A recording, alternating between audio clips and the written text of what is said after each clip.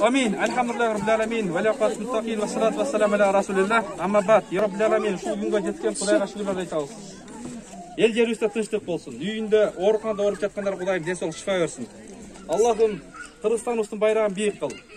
Түндүгүн бийик кыл. Жан келген ажообузду элди атпаган, элди сатпаган, эл үмүтүн актаган ажоолордон кыл.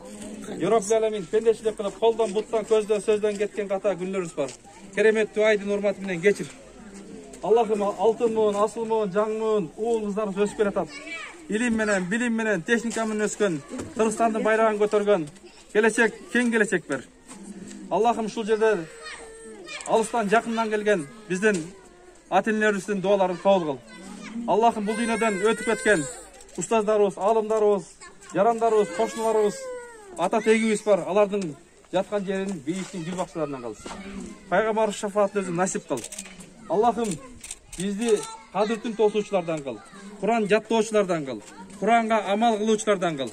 Ушул рызкы берип аткан Кудай Таалага жана себеп болгон ушул мешит салып, сооп алайын деп ар жактан өзү болбосо дагы силерди сүрөттөн, видеодон көрүп аткан бир тууганыбыздын малына, жанына Кудай Таала береке берсин.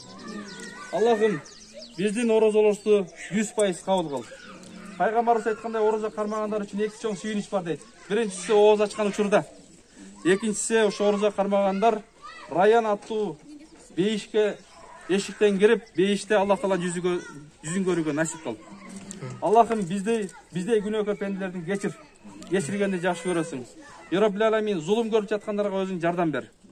Аллахым үйү жокко үй бер. Уулу жокко уул бер, кызы жокко кыз бер, келинчеги жокко келинчек бер. Имандуу, салиха, мукмина, таква, күйөөсү жокко күйөө берсин. Я раббил аламин. Бизди азайтпа, көбөйт. Аллах бизди экинөөдө шерменде кылба. Бизди экинөөдө бактылуу кыл. Аллахумма салли ала саййидина Мухаммад Мустафа саллаллаху алейхи вассалам.